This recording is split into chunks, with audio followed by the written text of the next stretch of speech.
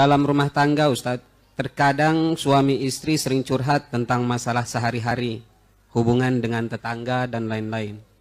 Di dalam Al-Quran, bila tentang hal-hal yang tidak baik tidak pernah disebut nama. Pertanyaannya adalah, apakah berdosa apabila dalam curhat atau menceritakan tentang orang lain kepada istri atau suami kita menyebutkan nama? Apakah ini termasuk ghibah? Kemudian bagaimana sih curhat yang baik? Baik, tentang curhat di sini teman-teman sekalian, pertama, curhat itu biasa. Meluangkan waktu untuk mendengar masalah itu biasa. Dalam hadis Nabi SAW itu dikisahkan seringkali beliau pulang mendengarkan curhat istrinya. Maka Anda bisa periksa di kitab-kitab hadis yang sahih, ketika Nabi pulang, kemudian pada saat itu sedang di rumahnya Sayyidah Aisyah radhiyallahu taala anha, Nabi pulang, pertama kali yang didapatkan oleh beliau ada curahan dari Sayyidah Aisyah. Ya, saya barusan begini, ada peristiwa begini. Apa yang dikerjakan oleh Nabi pada saat itu? Masya Allah, ini yang luar biasa. Nabi sedikit pun tidak memotong kalimatnya. Awas, ini fokus ya. Anda mengatakan saya kembali pada Quran, kembali pada sunnah. Perhatikan baik-baik, ada pelajaran besar di rumah tangga. Suami datang, bapak-bapak, teman-teman kalau kerja berapa jam di luar?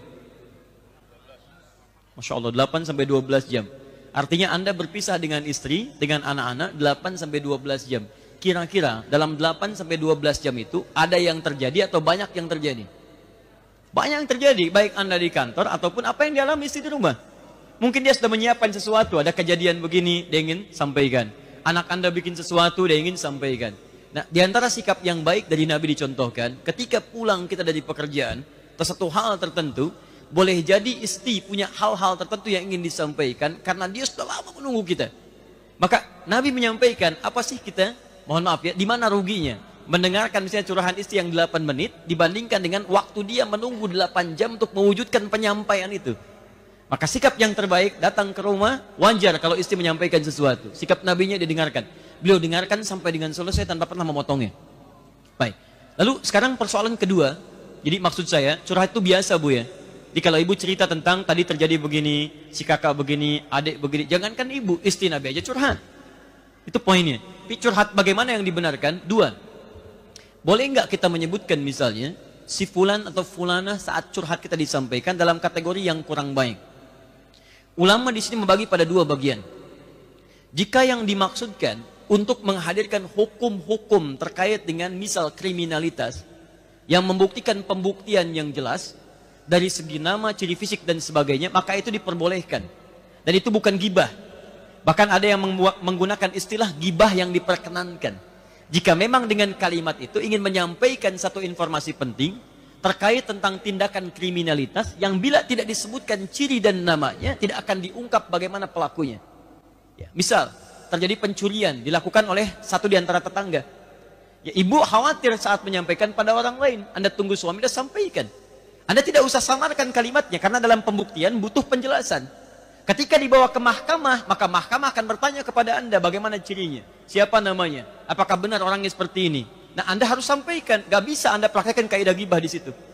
Hakim bertanya misalnya ketika Anda cerita pada suami, laporkan polisi, di proses di pengadilan, hakim bertanya, menurut saudara saksi, apakah yang mencuri itu namanya si fulan? Maaf Pak Hakim, itu ghibah. Gak bisa. Gak akan terjadi putusan di situ. Maka silahkan, itu gak ada masalah. Pak, tadi terjadi peristiwa begini, tetangga kita si fulanah begini, bagaimana sebaiknya? Itu boleh. Itu boleh.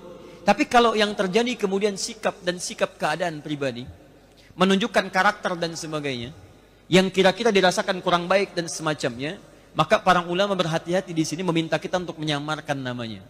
Jangan disebutkan keadaannya. Pak, terjadi peristiwa seperti ini, siapa? Ya, misal saja, bagaimana menurut Papa cara mengatasinya? Saya diajak kemudian ke pengajian, tapi terjadi suasana seperti ini. Gak usah sebutkan orangnya. Ya, bagaimana sebaiknya? Apakah ikut pengajiannya? Atau cara menghindarinya dan sebagainya. Sehingga dengan itu kita mendapatkan solusi tanpa perlu menzalimi nama orang yang kemudian kita bincangkan. Itu menurut saya cara yang terbaik yang bisa sampaikan. Kejadian kedua, Quran surah keempat ayat ke-35-nya, paling kiri pertengahan. Jika yang dicurhatkan itu bahkan persoalan pribadi antara suami dengan istri. Ini dibalik. Kalau tadi kan di luar dicurhatkan oleh istri pada suami. Sekarang persoalannya suami punya masalah dengan istri. Kaidah di ayat 34 tidak boleh menggunjingkan pasangan. Tapi sekarang saya punya persoalan serius misalnya. yang kalau tidak dikonsultasikan tidak mendapatkan masukan yang terbaik. Maka di sini Quran memberikan gambaran, fab'athu hakaman min ahlihi wa hakaman min ahliha. Kalimatnya hakam. Orang adil yang bisa memberikan solusi. Ini. Jadi kalau Anda punya persoalan, misal dengan pasangan hidup atau bahkan keluarga terdekat yang tidak mungkin dan tidak bisa dihindari tanpa menyebutkan nama dan sebagainya, maka Anda boleh menceritakan karakteristiknya dengan nama dan sebagainya pada orang yang punya sifat kategori nama ini. Hakam min ahlihi wa hakaman min ahliha. Misal, suami dengan istri punya masalah, istri ingin cerita, istri boleh datang misalnya kepada orang yang punya sifat ini dari keluarganya, misal kepada kakaknya atau kepada adiknya, tapi tidak semua karakteristik manusia yang punya sifat ini saja. Dia bisa menghadirkan solusi yang solutif dan sifatnya adil, tidak membuka aibnya pada orang lain. Dia bisa objektif melihat porsi dengan cara yang terbaik. Maka ini boleh disampaikan plus dengan namanya, plus dengan karakteristiknya untuk mendapatkan solusi. Di poinnya. Jelas sekira ya? Baik. Allah Ta'ala a'lam bissawab.